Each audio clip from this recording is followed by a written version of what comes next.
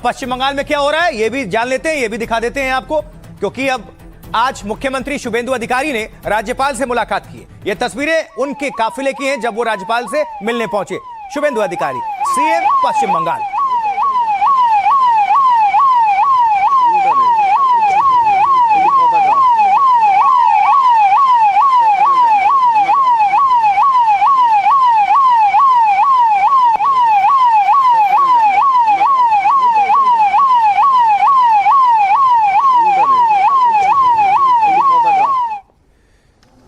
तो देखिए, मंत्रिमंडल विस्तार की अटकलों के बीच मुख्यमंत्री शुभेंदु अधिकारी ने पश्चिम बंगाल के राज्यपाल आरएन रवि से मुलाकात की है। यह तस्वीर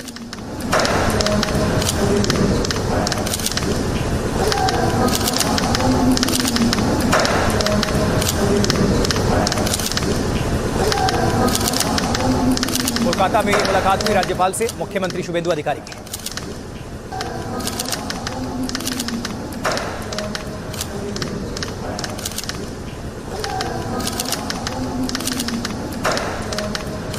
ये जो तस्वीर आपके सामने रख रहे हैं, देखिए टीएमसी नेता को महिलाओं ने घेर लिया किस तरह से और पीट दिया। ये देखिए,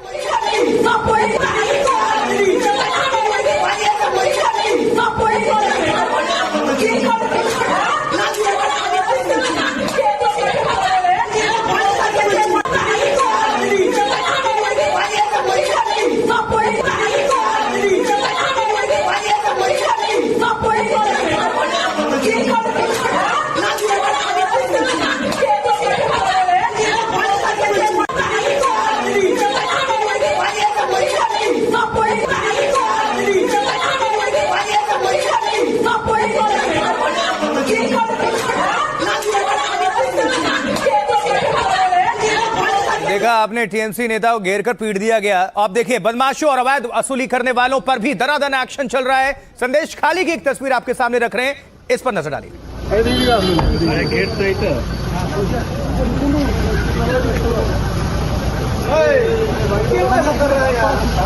बदमाशों पर कसता हुआ शिकंजा पश्चिम बंगाल में, दनादन एक्शन। शुभेंदु सरकार इस वक्त फुल एक्शन मोड में है।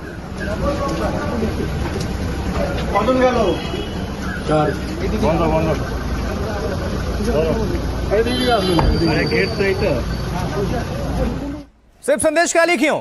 देखिए बशीरहाट में भी टीएमसी के एक नेता को गिरफ्तार किया गया। ये देखिए तस्वीर, बशीरहाट।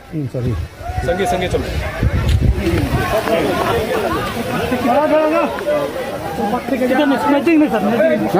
और आपको ये बता दें, आप सोच रहे होंगे कि इनकी गिरफ्तारी क्यों हुई, तो ये जो नेताजी हैं, इनके घर से 5 जो ये देख रहे हैं ना आप कट्टा, ये 5 कार्टन इनके यहां से जब्त किया गया और उसमें ये नोटों से भरा पूरा ये बोरिया है, कार्टन जिसे कहते हैं।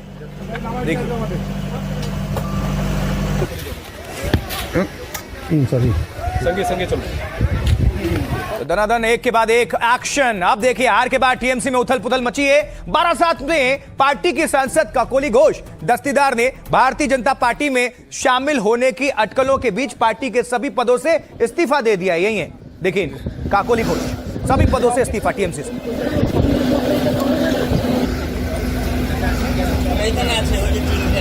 काकोली घोष का सभी पदों से इस्तीफा, टीएमसी के सांसद हैं और काकोली घोष दस्तीदार।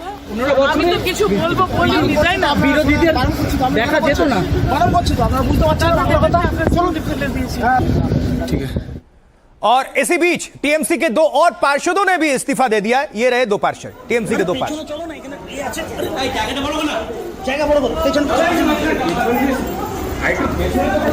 চক্রবর্তী ঢুকলো, অরূপ চক্রবর্তী ঢুকলো, চেয়ারম্যান নয়, ও অ্যাকাউন্টস কমিটির সদস্য।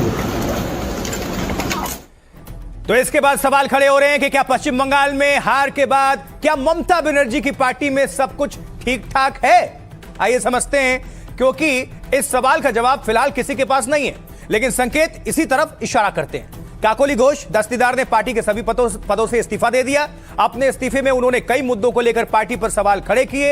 कल वो मुख्यमंत्री शुभेंदु अधिकारी की बैठक में भी शामिल हुई थी और जिसके बाद से उनके भारतीय जनता पार्टी में शामिल होने की अटकलें काफी तेज हो गई। काकोली घोष दस्तीदार बारासात से ममता की पार्टी की सांसद यानी टीएमसी थे। और इस बीच बंगाल में बीजेपी के नेता सौमित्र खान ने बड़ा दावा किया है। उन्होंने कहा है कि टीएमसी के करीब 20 सांसद 20 सांसद टीएमसी के भारतीय जनता पार्टी के संपर्क में हैं और ग्रीन सिग्नल मिलते ही टीएमसी छोड़कर बीजेपी में वो शामिल हो जाएंगे। पश्चिम बंगाल के कुल 42 सांसदों में से 29 सांसद ममता की पार्टी से हैं, यानी टीएमसी से हैं। दल बदल कानून से बचने के लिए 2/3 संख्या बल जरूरी होता है। टीएमसी के 19 से 20 सांसद भारतीय जनता पार्टी में आए तो दल बदल कानून से वो बच जाएंगे। सौमित्र खान ने यह भी दावा किया कि टीएमसी के 50 एमएलए, 50 विधायक भी तैयार बैठे हैं और अपनी पार्टी छोड़कर किसी भी वक्त भारतीय जनता पार्टी में वो शामिल हो सकते हैं, यानी कि कमल का दामन थाम सकते हैं। इस बीच बीजेपी के दावों को टीएमसी ने खारिज किया है, आधारहीन बताया है। तो टीएमसी यानी तृणमूल कांग्रेस में मचे उथल पुथल पर जरा सुनवाते हैं कि क्या कह रहे हैं नेतागण। सुनिए।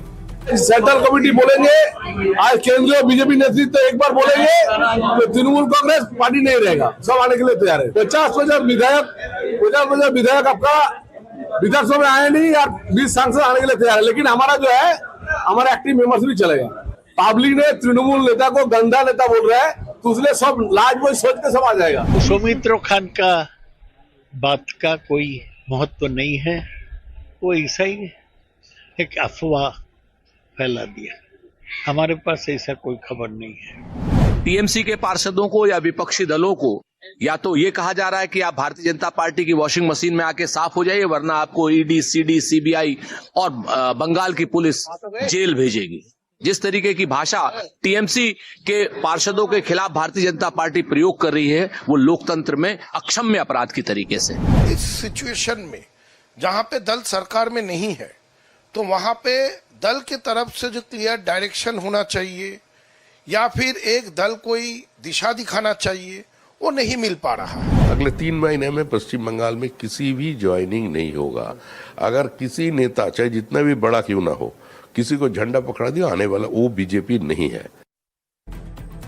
तो एक तरफ ममता बनर्जी की पार्टी टीएमसी में फूट की खबरें आ रही हैं, तो दूसरी तरफ शुभेंदु अधिकारी, उनकी सरकार बॉर्डर पर बहुत सख्त हो गई है अवैध घुसपैठियों को लेकर। घुसपैठी अवैध होते हैं। देखिए, शुभेंदु अधिकारी की सरकार घुसपैठियों को लेकर बहुत सख्त है और बहुत एक्शन में भी है। बांग्लादेश बॉर्डर पर फेंसिंग का काम फुल स्पीड में जारी है। ये देखिए, नपाई वगैरह हो रही है। ये कूच बिहार, ये बॉर्डर ही पड़ता है सब आसपास।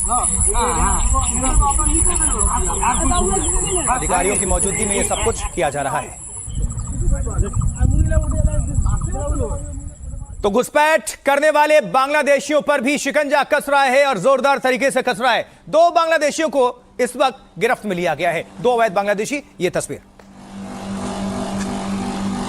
एक महिला, एक पुरुष। दादा আপনারা শুনুন, আমরা পাঠিয়ে দেবো নাকি না, প্লিজ।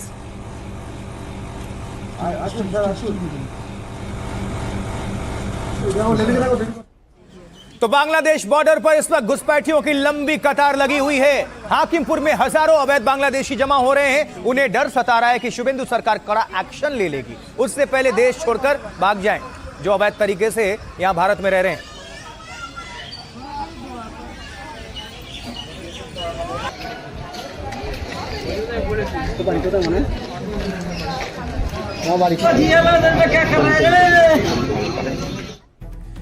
अब देखिए जरा, शुभेंदु अधिकारी के हरकत में आते ही, यानी एक्शन में आते ही अवैध बांग्लादेशियों में घबराहट है, बेचैनी है। समझिए कैसे। देखिए, बांग्लादेश सीमा पर बने हाकिमपुर चेकपोस्ट पर लगातार भीड़ काफी बढ़ रही है। यहां अलग अलग जगहों से करीब 300 परिवार पहुंचने की खबर है। पश्चिम बंगाल के मुख्यमंत्री शुभेंदु अधिकारी ने बांग्लादेशियों को देश छोड़कर चले जाने को कहा है। उन्होंने अवैध बांग्लादेशियों की वापसी की मुहिम चलाने की बात की है साफ तौर पर।